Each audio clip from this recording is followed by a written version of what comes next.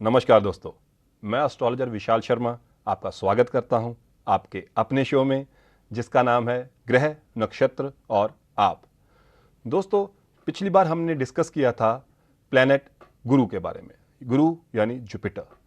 आज हमारा टॉपिक है प्लैनेट वीनस यानी कि शुक्रदेव। शुक्रदेव के बारे में यह कहा जाता है कि ये शुक्राचार्य यानी कि राक्षसों के गुरु थे। गुरु जो हमारे हैं वो देवताओं के गुरु थे, शुक्राचार्य राक्षसों के गुरु माने जाते हैं। शुक्र कलयुग में लग्जरी को रिप्रेजेंट करता है। ये एक सॉफ्ट प्लेनेट है, बहुत ही सौम्य प्लेनेट है ये। और आज के युग में लग्जरी, आपकी गाड़ियां, आपके कपड़े, आपके महंगे आभूषण, हर महंगी वस्तु, चाहे वो आपके कपड़ों से रिलेटेड हो, चाहे आर्ट से रिलेटेड हो, सीनरी हो, फिल्म्स हो, किसी तरह से भी रिलेटेड चीज वीनस की होगी जो कि आपको सुख देती है। ये आपकी लाइफ में लग्जरी को रिप्रेजेंट करती है, चाहे कार है, बाइक है, एक्सपेंसिव कपड़े हैं। फिर उसके बाद ये एंटरटेनमेंट वर्ल्ड को रिप्रेजेंट करती है। एंटरटेनमेंट वर्ल्ड से मतलब आपकी मूवीज, म्यूजिक, आर्ट, जितने भी आर्ट लवर हैं वो भी वीनस से ही प्रभावित होते हैं। वीनस बहुत ही सौम्य ग्रह होने के साथ साथ आपको भरपूर लाइफ जीने का आनंद देता है। अगर आपकी कुंडली में वीनस अच्छा प्लेस्ड है, उच्च का प्लेस्ड है, तो डेफिनेटली आपको लाइफ में ऊंचाइयां मिलेंगी, चाहे किसी तरह की भी ऊंचाई हो। अगर आपका फील्ड इंटरटेनमेंट से रिलेटेड है तो उसमें, अगर आर्ट से रिलेटेड है तो उसमें। जितने भी पेंटर हुए हैं आज तक जो फेमस हैं वो शुक्र से ही प्रभावित हैं। शुक्र का जो असली कारक है वो एक आदमी की लाइफ में उसकी पत्नी का कारक है, और इसी तरह ही जो गुरु कारक है वो पत्नी की कुंडली में उसका पति है। ऐसा भी माना जाता है कि अगर लड़के की कुंडली में शुक्र अच्छा है, यानी कि अच्छा प्लेस्ड है, शुभ ग्रहों के साथ है, उच्च का है, अच्छी पोजीशन पर पड़ा है, तो उसको अपनी पत्नी बहुत अच्छी, भाग्यवान मिलेगी। सेम चीज अगर पत्नी की कुंडली में, जातक, लड़की जातक की कुंडली में गुरु अच्छा प्लेस्ड है तो उसे अपना जीवन साथी भी अच्छा ही मिलेगा। अच्छा प्लेस्ड होने से मेरा मतलब यह है कि उसकी कुंडली में जुपिटर की प्लेसमेंट यानी उच्च का है, स्वग्रही है, मित्र ग्रहों के साथ है, वो उसको एक अच्छा जीवन साथी जरूर दिलाएगी। इसके साथ साथ आपको D9 भी चेक करना पड़ेगा। D9 नमांशा को कहते हैं, जिसमें आपका जो लगन है वो आपको आपकी मैरिड लाइफ के बारे में बताएगा। हर जातक की कुंडली में D1 में लगन चार्ट के अंदर 7वां घर उसकी मैरिड लाइफ का लिया जाता है, और यही कारण है कि शुक्र वहां का कारक है। 7वें घर का कारक शुक्र माना जाता है। जब हम मैच मेकिंग भी करते हैं तो उसमें भी हम ग्रहों को मिलाते हैं, गुणों को मिलाते हैं। हालांकि गुणों को आज की डेट में इतनी तवज्जो नहीं देनी चाहिए, क्योंकि ग्रह से ग्रह मिलान जरूरी है, और शुक्र ही मैरिड लाइफ का कारक है।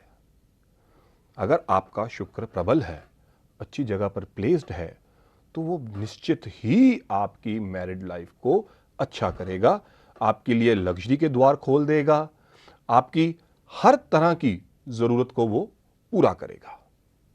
अब इसकी विपरीत अगर हम बात करें, अगर शुक्र आपका अच्छा प्लेस्ड नहीं है तो आपकी मैरिड लाइफ में कुछ ना कुछ दिक्कतें जरूर देता है। ये हमारी रिसर्च में भी सामने आया है। हर अच्छे और विद्वान एस्ट्रोलॉजर्स के मत भी यही है कि शुक्र का लाइफ में अच्छा होना बहुत ही जरूरी है। मैं फिर कहूंगा, अकेला शुक्र इसके लिए जिम्मेवार नहीं होता, उसके साथ उसके दोस्त ग्रह जो जिनको वो मित्र मानता है, अपनी उच्च राशि में या कुछ अच्छी जगह पर प्लेस हो जाए तो डेफिनेटली आपकी लाइफ में शुक्र का प्रभाव अच्छा ही रहेगा। अब शुक्र से रिलेटेड चीजें हैं क्या? शुक्र से रिलेटेड आपकी डायमंड है। डायमंड आप शुक्र का रत्न मानकर चलते हैं। प्लैटिनम है, गोल्ड नहीं, प्लैटिनम गोल्ड जो व्हाइट कलर में होता है वो भी शुक्र का ही कारक है। शुक्र ऐश परस्ती है, मौज है, रवानगी है, प्यार है। तो इस चीज को उस नजरिए से देखना बहुत ही जरूरी है। अगर आपको भी आपकी कुंडली के बारे में कुछ भी जानकारी चाहिए, आपके ग्रहों के बारे में आपको कुछ भी जानकारी चाहिए, तो स्क्रीन पे आए नंबर्स पर मुझे कांटेक्ट कर सकते हैं या मुझे ईमेल द्वारा आप अप्रोच कर सकते हैं। मैं आपका हर सवाल का आंसर जरूर दूंगा, ताकि आपके मन में आपकी कुंडली को लेकर अगर कोई भ्रम है तो उससे आप बाहर निकल सकें। मैं हर बार कहता हूं, इस बार भी कहूंगा, ज्योतिष सत्य है, ज्योतिषी गलत हो सकते हैं, क्योंकि ये कैलकुलेशंस हैं। कैलकुलेशंस के हिसाब से ही आप किसी का जीवन प्रिडिक्ट कर सकते हैं, उसे एक रास्ता दिखा सकते हैं।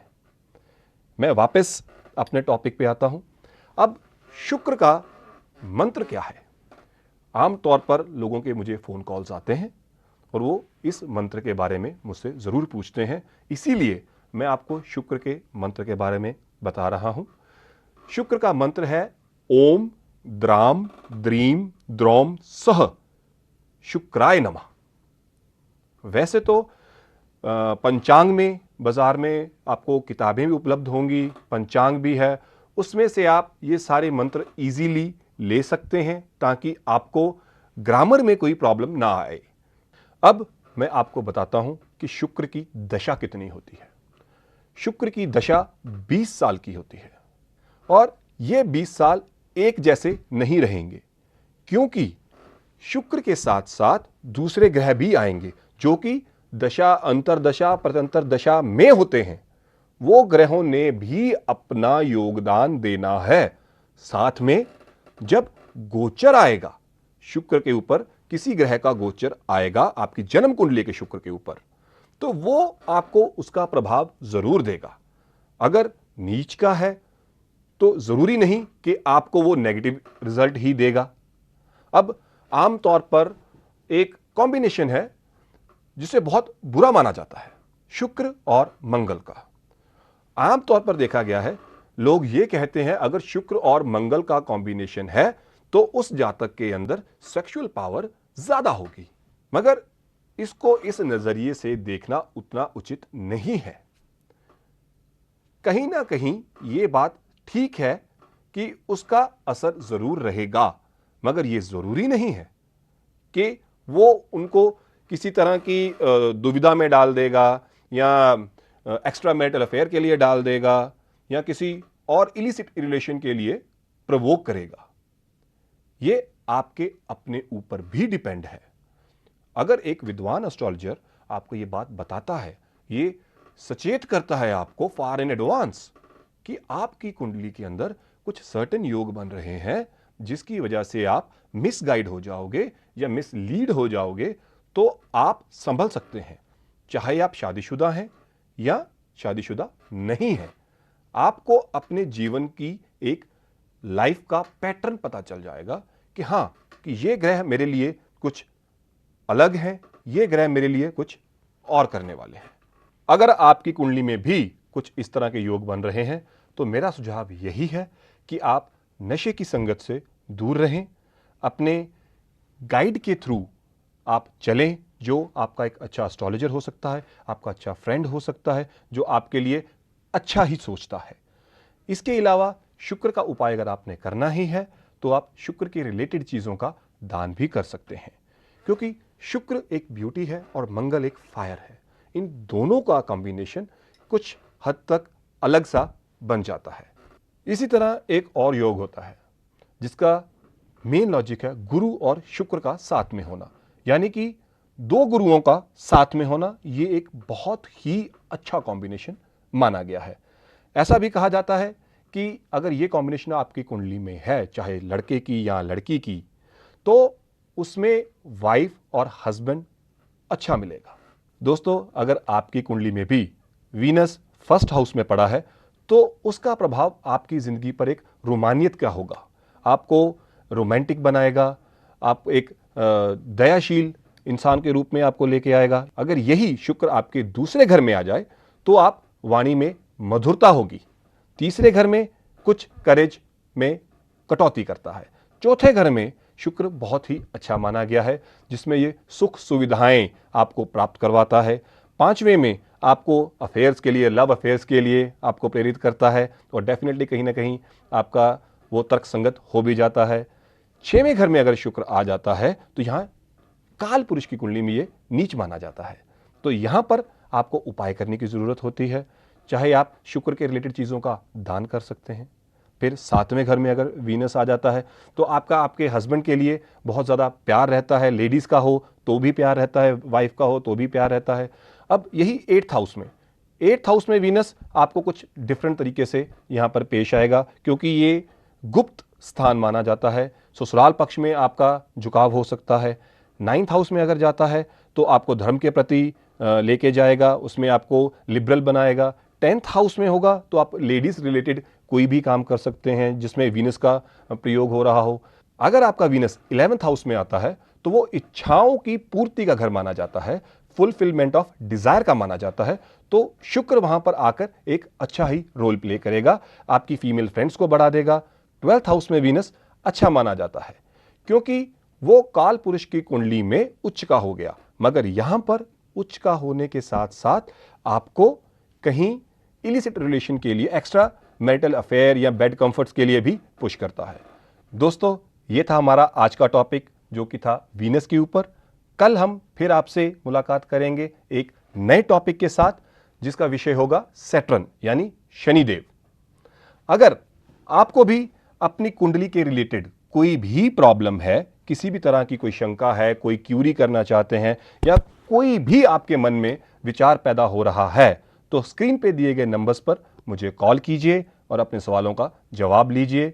जाते जाते एक गुजारिश उन भाई बहनों से जिनकी कुंडली में शुक्र और मंगल का योग बना हुआ है, उनको मैं यही एडवाइस करना चाहूँगा, आप पार्टीज मत करें। अगर आपने पार्टीज करनी भी है तो वहाँ पर नशे का सेवन मत कीजिए क्योंकि नशे का सेवन आपको एक गलत संगति की तरफ प्रवोक करेगा और उस समय की गई गलती सारी जिंदगी आपको भुगतनी पड़ सकती है।